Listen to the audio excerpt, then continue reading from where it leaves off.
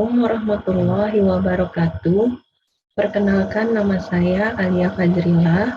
Saat ini saya mahasiswi Universitas Indonesia, jurusan Sastra Inggris, bidang peminatan penerjemahan.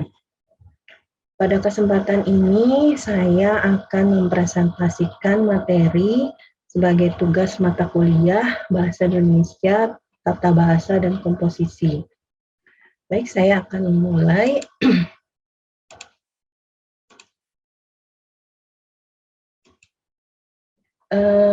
Saya mengambil materi modul 3 mengenai kelas kata.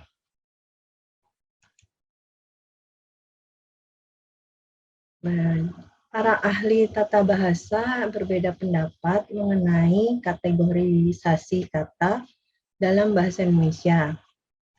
Anton M. Mulyono itu membagi kata menjadi nomina, verba, dan partikel. Goris Krag membaginya menjadi kata benda, kata kerja, kata tugas, dan kata sifat. Sedangkan Ramlan itu menggolongkan menjadi kata nominal, adjektifal, dan kata partikel. Kriteria pembagian kelas kata yang dipakai ini berpedoman pada buku Tata Bahasa Baku Bahasa Indonesia. Jadi materi kali ini membicarakan atau membahas kelas kata yaitu nomina, verba, adjektiva, dan adverbia.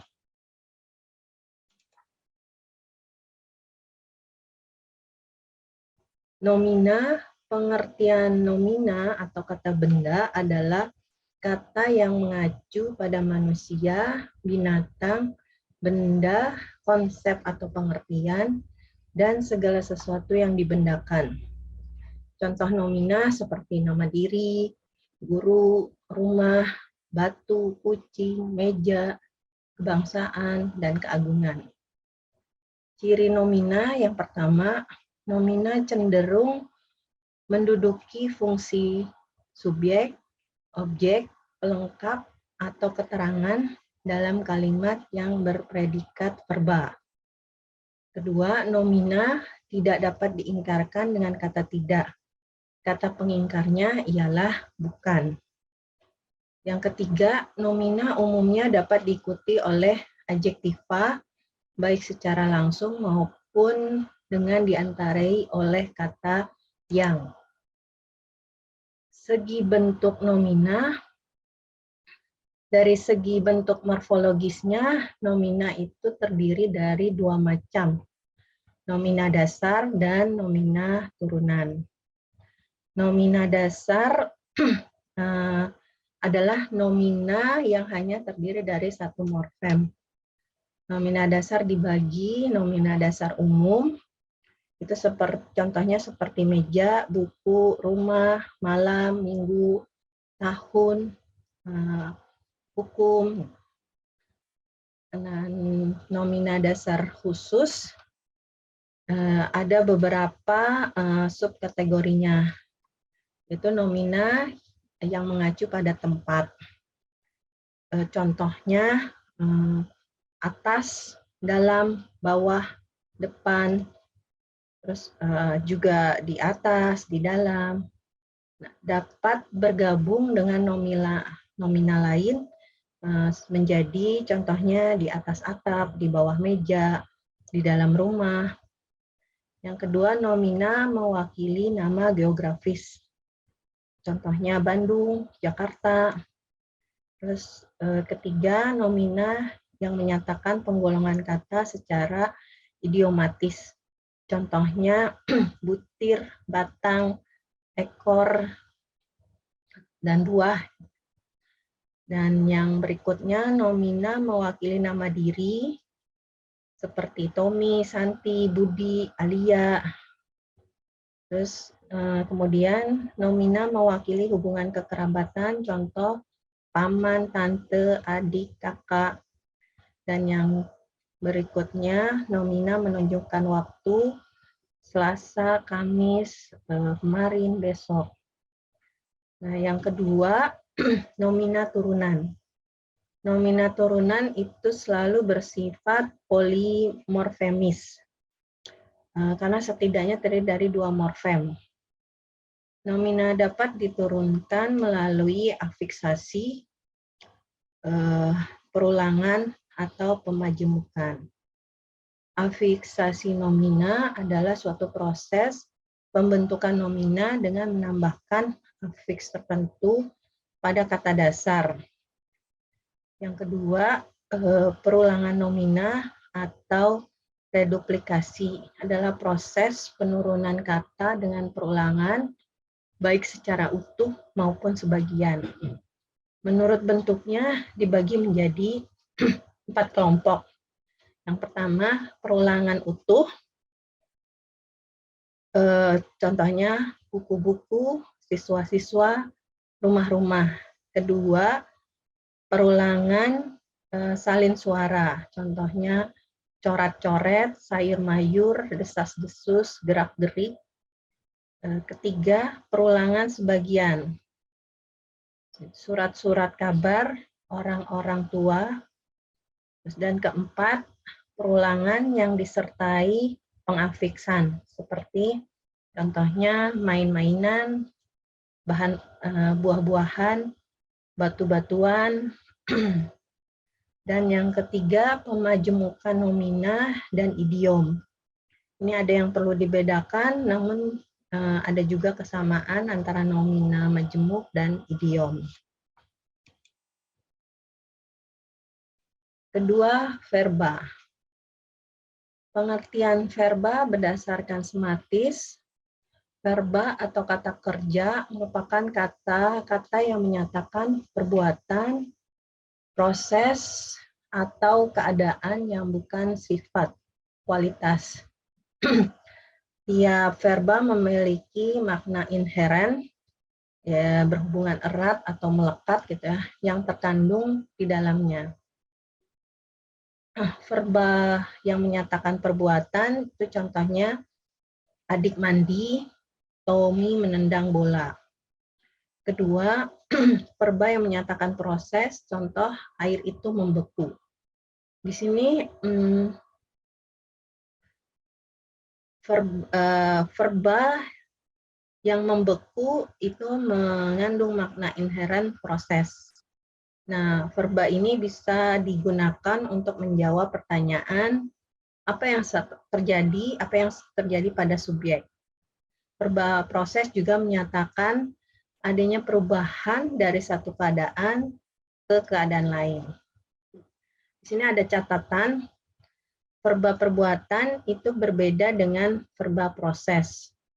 Semua verba perbuatan dapat dipakai dalam kalimat perintah, seperti mandi, mandilah. Tetapi tidak semua verba proses dapat dipakai dalam kalimat perintah. Tidak begitu dengan untuk kata membekulah, itu tidak ada. Nah, yang ketiga, keadaan yang bukan sifat atau kualitas. Di sini tidak dapat diberi prefiks ter yang bermakna paling. Contohnya orang itu tidak suka kue basah. Verba suka tidak bisa diberi prefiks ter, tersuka, tidak ada. Kedua, verba berdasarkan bentuk. Ini dibagi menjadi verba asal, yaitu verba yang dapat berdiri sendiri tanpa afiks di dalam tatanan klausa ataupun kalimat, baik bahasa formal maupun informal. Contohnya itu ada kata ada, datang, mandi, tidur. Contoh dalam kalimat, di mana Bapak tinggal? Itu menggunakan verba asal. Kedua, verba turunan. Adalah verba yang dibentuk melalui penambahan afiks pada kata atau kelompok kata. Verba turunan dibagi menjadi 3 subkelompok, yaitu pertama verba dasar bebas, tetapi perlu afiks supaya dapat berfungsi menjadi verba. Contohnya lebar menjadi melebar. Kedua, verba dasar bebas dapat pula memiliki afiks. Contohnya beli menjadi membeli. Dan ketiga, verba dasar terikat yang perlu afiks. Contoh katanya ungsi menjadi mengungsi. Ada juga verba berbentuk berulang seperti makan-makan, berjalan-jalan, serta kata majemuk, campur tangan, bertanggung jawab. Dan ketiga, verba berdasarkan sintaktis. Pertama, verba transitif ialah verba yang perlu nomina sebagai objek dalam kalimat aktif dan objek tersebut berfungsi sebagai subjek dalam kalimat pasif. Contohnya, ibu membersihkan lantai. Nah, kata kalimat tersebut kalau dijadikan kalimat pasif, lantai dibersihkan oleh ibu. Nah, kalimat aktif terasa janggal jika tanpa kata lantai. Ibu membersihkan. Ini seperti menggantung ya. Jadi memerlukan objek. Lalu objek tersebut dapat menjadi subjek pada kalimat pasif. Lantai dibersihkan oleh ibu. Kedua, verba tak transitif adalah verba yang tidak memiliki nomina di belakangnya yang berfungsi sebagai subjek dalam kalimat pasif. Contohnya, ayah sedang duduk. Kalimat ini tidak perlu memerlukan objek. Ketiga, verba berpreposisi ialah verba tak transitif yang selalu diikuti oleh preposisi tertentu. Contoh, kami berterima kasih atas segala bantuan. Jadi berterima kasih atas, atau kata lain sesuai dengan. Berikutnya, adjektiva. Pengertian dan ciri adjektiva. Adjektiva atau kata sifat keadaan adalah kata yang memberi keterangan lebih khusus tentang sifat atau keadaan orang, benda, atau binatang. Ciri-cirinya sebagai berikut. Yang pertama, dapat diberikan pembanding. Jadi kata adjektiva tersebut bisa diberikan pembanding. Lebih, kurang, paling, diberikan keterangan penguat seperti sangat, amat, benar sekali, dan juga kata ingkar yaitu tidak. Kedua, dapat diulang dengan awalan se dan akhirannya.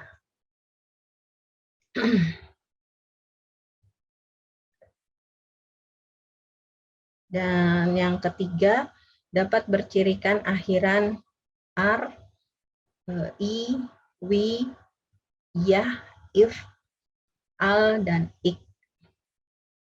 Dan yang keempat, berada di belakang nomina yang diterangkan dengan konstruksi nomina plus adjektiva, yaitu rumah mewah, nomina plus yang plus adjektiva, rumah yang mewah, maupun sebagai predikat dalam kalimat rumah itu mewah.